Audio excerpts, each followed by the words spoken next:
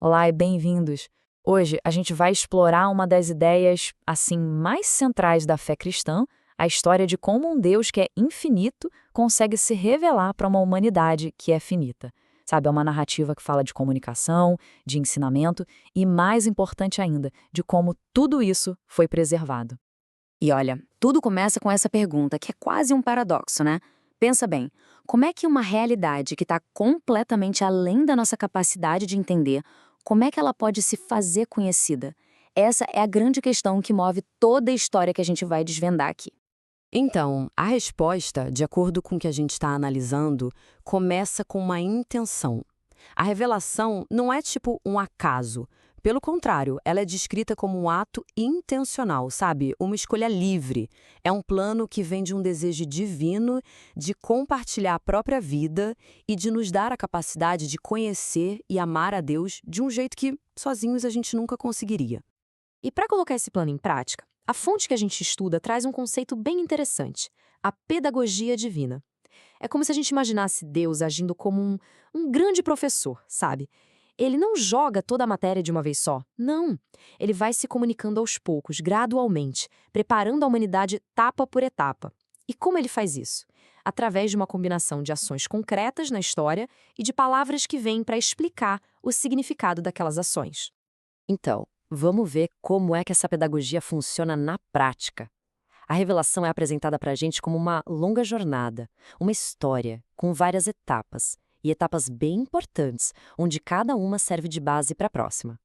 Essa linha do tempo aqui mostra perfeitamente essa abordagem gradual, passo a passo. Tudo começa lá no início com a promessa feita aos primeiros seres humanos. Depois, com a dispersão da humanidade, vem a aliança com Noé, que estabelece uma base para todas as nações. Aí, o foco se fecha um pouco. Vai para Abraão, que é chamado para formar um povo específico, um povo que vai carregar essa promessa. Com Moisés e o povo de Israel, esse povo ganha uma identidade, ganha uma lei. E por fim, vem os profetas, que vão alimentando a esperança e abrindo a visão para uma aliança que seria para todo mundo, uma aliança universal. Percebe? Cada passo é uma lição, preparando o terreno porque ainda estava por vir. E o que vinha a seguir? Bem, não era só mais uma etapa. Era o grande clímax de toda essa história, o ponto final para onde tudo isso estava caminhando. Então, o ponto central é exatamente este. A fonte nos diz que em Jesus Cristo, a comunicação de Deus chega ao seu ponto máximo, à sua plenitude. Ele não é só mais um mensageiro na fila, entende? Ele é a própria mensagem. É a palavra definitiva, a palavra perfeita e final do Pai. Com ele, essa história toda da revelação de Deus chega no seu auge. Olha só essa citação de São João da Cruz. Ela resume a força dessa ideia de um jeito incrível. A lógica é a seguinte: se antes Deus falava, digamos, em pedaços por meio dos profetas, em Cristo ele deu o pacote completo, o todo. Então, procurar uma nova revelação pública dentro dessa visão seria como não entender que o recado final e completo já foi dado. Agora, atenção, porque aqui tem um ponto super importante, uma nuance. Dizer que a revelação pública está completa não quer dizer que a gente já entendeu tudo sobre ela. Não é isso. A fonte deixa bem claro, a mensagem foi entregue por inteiro, sim. Mas a tarefa da fé, ao longo do tempo, é continuar desvendando, aprofundando o entendimento de toda a riqueza que tem ali dentro. Isso, claro, nos joga direto na segunda grande questão dessa nossa análise. Ok, se a palavra final foi dita há mais de 2000 anos, que mecanismo existe para garantir que a mensagem que chega para a gente hoje é a mesmíssima mensagem, autêntica, sem ter sido alterada? Como é que essa herança toda é protegida? Bem, a resposta que nos é apresentada é o conceito de tradição apostólica. Pensa nela como o sistema, o método criado para garantir que o evangelho, ou seja, essa mensagem completa, continue vivo e intacto dentro da igreja, passando de uma geração para outra. E o que é bem legal aqui é ver como essa transmissão acontece. Não é por um caminho só, mas por dois. E esses dois caminhos são descritos como inseparáveis. De um lado, a gente tem a sagrada tradição, que é oral, é viva, é tudo aquilo que foi ensinado, vivido, as instituições que foram criadas. E do outro lado, a gente tem a Sagrada Escritura, que é essa mesmíssima mensagem, só que colocada no papel, por escrito. E o ponto-chave é que as duas coisas são vistas como vindo da mesma fonte divina. Ok, então a gente já tem a mensagem e os meios de transmissão. Mas e aí? Como é que essa mensagem é guardada?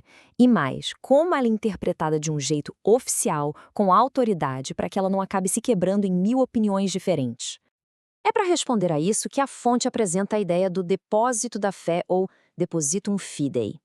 Imagina isso como se fosse uma herança de família, sabe? Um tesouro muito precioso que guarda tudo o que foi revelado, tanto o que está na Escritura quanto o que está na tradição.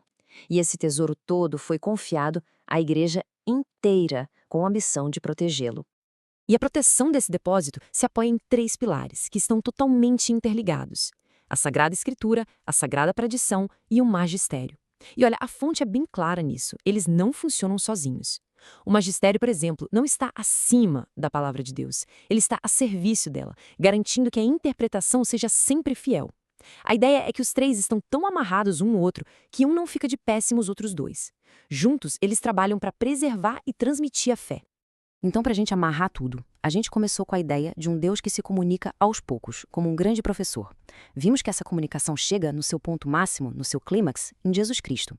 Depois, a gente viu que essa mensagem completa, esse depósito da fé, é passada para frente por 2 canais, tradição e escritura.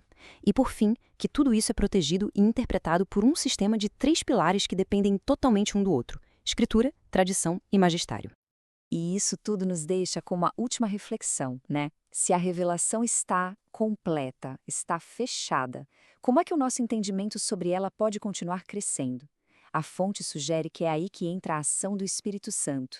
É com a ajuda dele que a igreja, através da oração, do estudo, da vivência dos fiéis, consegue ir mergulhando cada vez mais fundo nas riquezas dessa revelação. Uma revelação que, apesar de completa, parece nunca se esgotar.